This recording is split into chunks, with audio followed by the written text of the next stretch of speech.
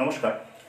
তথাগত আশ্রম অর্থাৎ progressive college of art and এডুকেশনের নতুন যে কর্মভূমি, আমাদের নতুন কাজের জায়গা, সেখানে আমরা ইতিমধ্যে ক্লাস শুরু করেছি।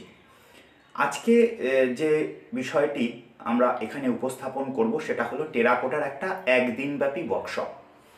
এবার এই আমাদের সঙ্গে যারা আপনারা বা তোমরা যুক্ত রয়েছো ভার্চুয়ালি, যারা আমাদের কাজকর্ম দেখো, তাদের উদ্দেশ্যে শুধু এই বিষয়টি একটু জানানো যে আমাদের এই প্রতিষ্ঠানে, এই জায়গায় আমরা যেটা সবসময় ভেবেছিলাম যে এমন একটি জায়গা তৈরি করতে যেখানে শুধুমাত্র আর্ট কলেজের সিলেবাস ওরিয়েন্টেড কাজকর্ম নয়, তার পাশাপাশি পেশাদারি বিভিন্ন শিক্ষা, এবং সেই শিক্ষাটা হবে পেশাদারি, সেই বিষয়ে উপযুক্ত পেশাদারি মানুষের দ্বারা। তো এখানে শুধুমাত্র টেরাকোটা যে সিলেবাসে আমাদের যেটুকু থাকছে সেটুকু নয়, তার বাইরে বেরিয়ে হলো পদ্ধতিতে একটু বড় মাপের টেরাকোটা কিভাবে করতে হয়, তার মাটির প্রসেসিং কীরকম, তার পোড়াতে হয় কত টেম্পারেচারে, এই যে টেকনিক্যাল ব্যাপারগুলো, করণ কৌশলগত যে জটিলতা এবং যে শিক্ষা, সেই শিক্ষাটুকু দেওয়ার জন্য আজকে আমরা আমাদের এই প্রতিষ্ঠানে একটা একদিনব্যাপী কর্মশালার আয়োজন করেছি।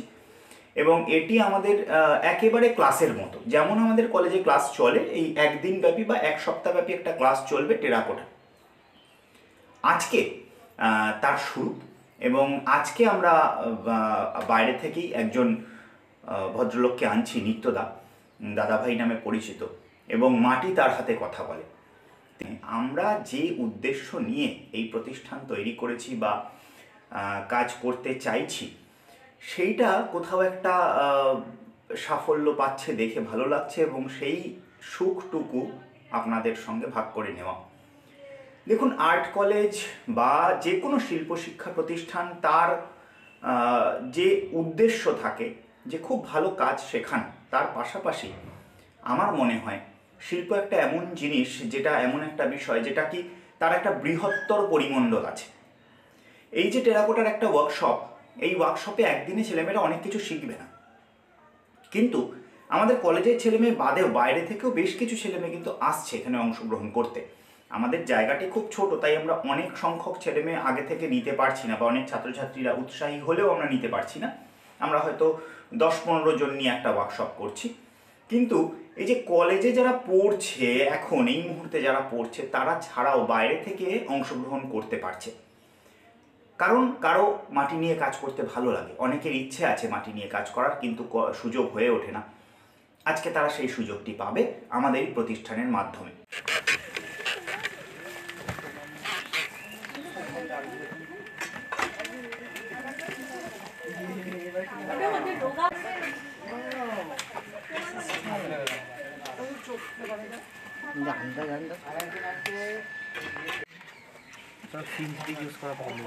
দিদা, পূজাকে বলে দাও হগে আমার বাড়িতে গেছে না হলে ভালো হয়। হকটা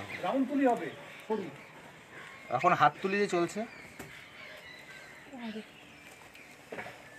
এই যে বাড়িতে পিঠে করে না, যেমন জল দিয়ে না সাইডে, এরকম করে না, ঠিক আছে? এদিকে একটু ডাউন করে নিলে যত এই যে আঠা ভাবটা আসবে তত কামড় দেবে, নাহলে কামড় দেবে না। এর এদিকে তাহলে এর এদিকে এদিকে হবে, ঠিক আছে? এর পাশ থেকে একটু জল দিয়ে নেবে, এটা দরকারি, ঠিক আছে? যেটা আমাদের স্লিপস বানিয়ে করিয়েছিলে না, এই প্রথমে বললাম শর্টে দেখাচ্ছি, শর্টে কোনো রকম এটা এই বসিয়ে নিলাম, ঠিক আছে? আস্তে আস্তে শেপ অনুযায়ী এটারে এর সঙ্গে পেস্টিং করানো। এইগুলো হয় হলো অ্যাকচুয়ালি ছোটো ছোটো দিয়ে এখান থেকে বাড়ি মারি মারি লাগাতে হবে। সেটা নেই, এটা হচ্ছে হাত দিয়ে লাগাচ্ছি।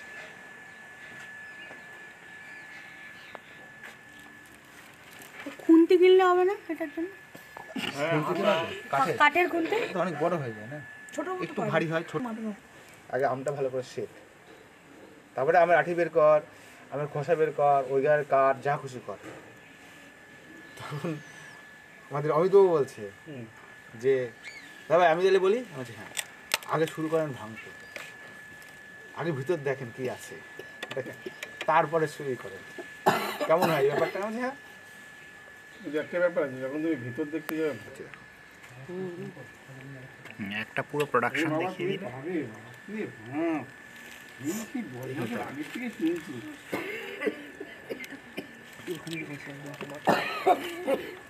মাটিটা কম হয়ে গেছে। এরকম করে রেখে দিই। এরপরে এটা যখন একটু ড্রাই এতে আসলো তখন এটাকে টেনে টেনে গোপাল একটা ধরে দেখ। হ্যাঁ এটা এখন ড্রাই হয়নি কি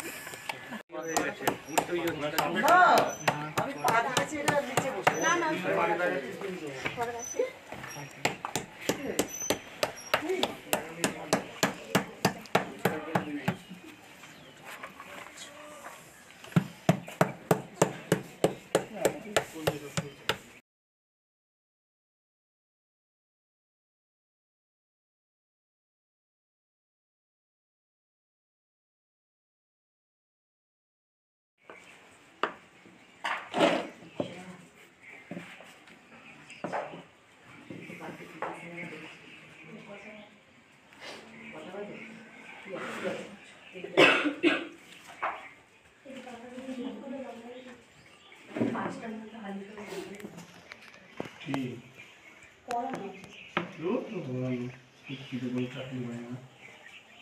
আমি তো চাকরি করছি